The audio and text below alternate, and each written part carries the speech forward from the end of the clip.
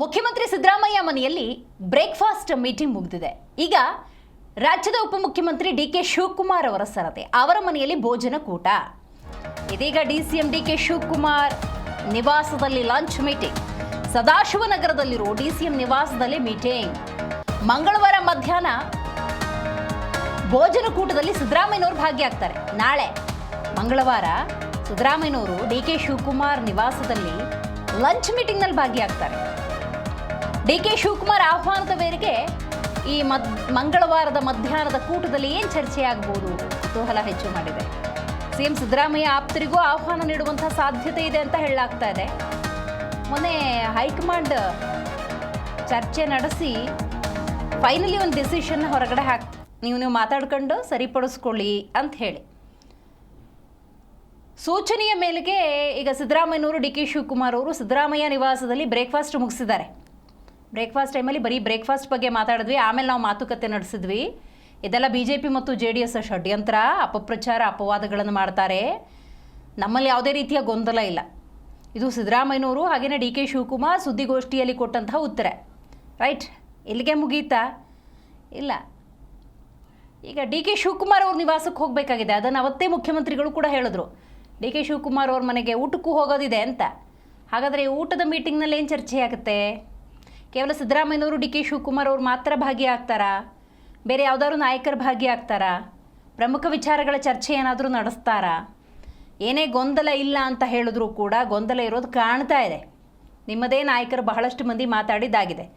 ರಾಜ್ಯದ ಜ್ವಲಂತ ಸಮಸ್ಯೆಗಳನ್ನು ಡೈವರ್ಟ್ ಮಾಡೋದಕ್ಕೆ ನೀವು ದಿನಕ್ಕೊಂದು ಸಬ್ಜೆಕ್ಟನ್ನು ಕೊಡ್ತಾ ಇದ್ದೀರಿ. ಆದರೆ ಜನಸಾಮಾನ್ಯರ ಸಮಸ್ಯೆಗೆ ಸ್ಪಂದಿಸಬೇಕಾದಂಥ ನೀವು ಬ್ರೇಕ್ಫಾಸ್ಟು, ಲಂಚು, ಡಿನ್ನರ್ ಮಾಡ್ಕೊಂಡು ಕೂತ್ಕೊಂಡಿದ್ರೆ ಬಹಳಷ್ಟು ಸಮಸ್ಯೆ ಆಗುತ್ತೆ. ಈ ಬಗ್ಗೆ ಹೆಚ್ಚಿನ ಮಾಹಿತಿಯನ್ನು ನಮ್ಮ ಪ್ರತಿನಿಧಿ ರಾಜಪ್ಪ ನೀಡ್ತಾ ಹೋಗ್ತಾರೆ. ರಾಜಪ್ಪ, ಬ್ರೇಕ್ಫಾಸ್ಟ್ ಮೀಟಿಂಗ್ ಆಯಿತು, ಈಗ ಲಂಚ್ ಮೀಟಿಂಗ್ನಲ್ಲಿ ಕೇವಲ ಡಿಕೆ ಶಿವಕುಮಾರ್ ಮತ್ತು ಸಿದ್ದರಾಮಯ್ಯ ಭಾಗಿಯಾಗ್ತಾರೆ ಅಥವಾ ಇತರ ನಾಯಕರಿಗೆ ಏನಾದ್ರು ಆಹ್ವಾನ ಸಿಗುತ್ತೆ? ಏನಾದರೂ ಮಹತ್ವದ ಚರ್ಚೆ ನಡೆಯುತ್ತಾ? ಇದು ಈ ನಾಳೆ ನಡೆಯುವಂತ ಈ ಒಂದು ಡಿನ್ನರ್ ಮೀಟಿಂಗು ಕೇವಲ ಸೌಹಾರ್ದಯುತ ಸಭೆ ಆಗಿದೆ ಅಥವಾ ಸೌಹಾರ್ದಯುತ ಅಂದ್ರೆ ಊಟ ಮಾಡುವಂತ ಒಂದು ಪದ್ಧತಿ ಆಗಿದೆ. ಮೊನ್ನೆ ಮುಖ್ಯಮಂತ್ರಿ ಸಿದ್ದರಾಮಯ್ಯ ನಿವಾಸದಲ್ಲಿ ಡಿಕೆ ಶಿವಕುಮಾರ್ ಅವರಿಗೆ ಉಪಹಾರ ಆಯೋಜನೆ ಮಾಡುವ ಮೂಲಕ ಸಂಧಾನ ಸೂತ್ರಕ್ಕೆ ಇಬ್ಬರು ನಾಯಕರು ಒಪ್ಪಂದಿದ್ದಾರೆ. ಅದರ ಮುಂದುವರೆದ ಭಾಗವಾಗಿ ಸಿದ್ದರಾಮಯ್ಯ ನಿವಾಸಕ್ಕೆ ಡಿಕೆ ಶಿವಕುಮಾರ್ ಅವರು ಮೊನ್ನೆ ತೆರಳಿದ್ರು. ಹೀಗಾಗಿ ಸಿದ್ದರಾಮಯ್ಯ ಡಿಕೆ ಶಿ ಅವರ ನಿವಾಸಕ್ಕೆ ಸಿದ್ದರಾಮಯ್ಯನ ಆಹ್ವಾನ ಕೊಡಲಾಗಿದೆ. ನಿನ್ನೆ ತನಕ ಬೆಳಗ್ಗೆ ಟಿಫನ್ ಹೋಗ್ತಾರೆ ಸಿದ್ದರಾಮಯ್ಯ ಅಂತ ಹೇಳ್ತಾ ಇದ್ರು. ಈಗ ಮಧ್ಯಾಹ್ನದ ಭೋಜನಕ್ಕೆ ಆಹ್ವಾನ ಮಾಡಿದ್ದಾರೆ.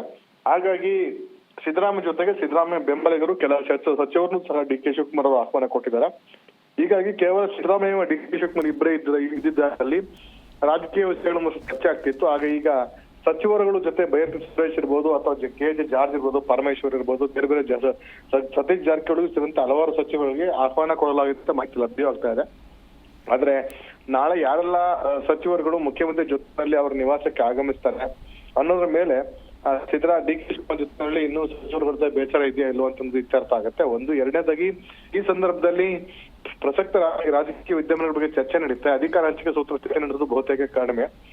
ಇನ್ನು ಮೂರನೇ ವಿಷಯ ಅಂತಂದ್ರೆ ಈಗಾಗಲೇ ಮಲ್ಲಿಕಾರ್ಜುನ್ ಖರ್ಗೆ AICC ಅಧ್ಯಕ್ಷ ಮಲ್ಲಿಕಾರ್ಜುನ್ ಖರ್ಗೆ ಅವರು ನಿನ್ನೆ ಸೋನಿಯಾ ಗಾಂಧಿ ಅವರಿಗೆ ರಾಜ್ಯದ ರಾಜಕಾರಣ ಬಗ್ಗೆ ಮಾಹಿತಿ ನೀಡಿದ್ದಾರೆ. ಹಾಗಾಗಿ ಆದಷ್ಟು ಬೇಗ ನಾವು ಮಧ್ಯಪ್ರವೇಶ ಮಾಡಿ ಅದನ್ನು ಇತ್ಯರ್ಥ ಮಾಡೋಣ ಅಂತ ಸೋನಿಯಾ ಗಾಂಧಿ ಅವರು ಸೂಚನೆ ಕೊಟ್ಟಿದ್ದಾರೆ. ಹೀಗಾಗಿ ಅಲ್ಲೂ ಸಹ ಹೈಕಮಾಂಡ್ ಅಲ್ಲಿ ಯಾವ ನಿರ್ಣಯವನ್ನ ಕೈಗೊಂಡಿಲ್ಲ. ಕೇವಲ ರಾಜ್ಯದಲ್ಲಾಗಿರುವಂತಹ ಬೆಳವಣಿಗೆಯನ್ನು ಮಾತ್ರ ಅವರು ವರದಿಯನ್ನ ಕೊಟ್ಟಿದ್ದಾರೆ. ಇನ್ನು ನಾಲ್ಕನೇದಾಗಿ ಆದಷ್ಟು ಶೀಘ್ರವಾಗಿ 1-2 ದಿನಗಳಲ್ಲಿ ಅಥವಾ 2-3 ದಿನಗಳಲ್ಲಿ ದೆಹಲಿಗೆ ಸಿಎಂ ಸಿದ್ದರಾಮಯ್ಯ ಡಿಕೆ ಶಿವಕುಮಾರ್ ತೆರಳುವಂತ ಸಾಧ್ಯತೆ. ಯಾಕಂದ್ರೆ ಲೋಕಸಭಾ ಅಧಿವೇಶನ ಆರಂಭ ಆಗುತ್ತೆ. ಆ ಸಂದರ್ಭದಲ್ಲಿ ರಾಜ್ಯದ ವಿಚಾರಗಳನ್ನ ಪ್ರಸ್ತಾಪ ಮಾಡಿ ಅಂತ ಲೋಕಸಭಾ ಸಂಸದರಿಗೆ ಒಂದು ಔತಣಕೂಟ ಆಯೋಜನೆ ಮಾಡಿ ಅಥವಾ ಅವ್ರಿಗೊಂದು ಉಪಹಾರ ಕೂಟ ಆಯೋಜನೆ ಮಾಡಿ ರಾಜ್ಯದ ವಿಚಾರಗಳನ್ನ ಚರ್ಚಿಸಿ ಅಂತ ಮನವಿ ಮಾಡೋದು ಒಂದು ಸಂಪ್ರದಾಯ. ಹೀಗಾಗಿ ಆ ವಿಚಾರವನ್ನು ಸ್ವಲ್ಪ ದೆಹಲಿಗೆ ತೆರಳುವಂತ ಸಾಧ್ಯತೆ. ಆ ಸಂದರ್ಭದಲ್ಲಿ ಈ ವಿಷಯವನ್ನು ಚರ್ಚಿಸುವಂತ ಸಾಧ್ಯತೆ ಹೆಚ್ಚಿದೆ. ಹೀಗಾಗಿ ನಾಳೆ ನಡೆಯುವ ಡಿಕೆ ಶಿವಕುಮಾರ್ ಅವರ ಔತಣಕೂಟದಲ್ಲಿ ಅಂತಹ ಮಹತ್ವದ್ದೇನಿಲ್ಲ. ಸೌಹಾರ್ದಯುತವಾಗಿ ಸಿದ್ದರಾಮಯ್ಯ ಅವರ ಮನೆಯಲ್ಲಿ ಆದಂತಹ ಕೂಟದ ಮುಂದುವರೆದ ಭಾಗವಾಗಿ ಇಬ್ಬರೂ ಸಹ ಹೊಂದಾಣಿಕೆಯಿಂದಿದ್ದೇವೆ, ನಮ್ಮಲ್ಲಿ ಯಾವುದೇ ಗೊಂದಲ ಇಲ್ಲ ಅಂತ ಅನ್ನೋದನ್ನ ಸಾರ್ವಜನಿಕವಾಗಿ ಮತ್ತು ಪಕ್ಷದ ಕಾರ್ಯಕರ್ತರಿಗೆ ರವಾನೆ ಮಾಡುವ ನಿಟ್ಟಿನಲ್ಲಿ ಈ ಒಂದು ಭೋಜನ ಕೂಟವನ್ನು ಆಯೋಜನೆ ಮಾಡಲಾಗಿದೆ. ಥ್ಯಾಂಕ್ ಯು ನಿಮ್ಮೆಲ್ಲ ಮಾಹಿತಿಗಾಗಿ ರಾಜಪ್ಪ.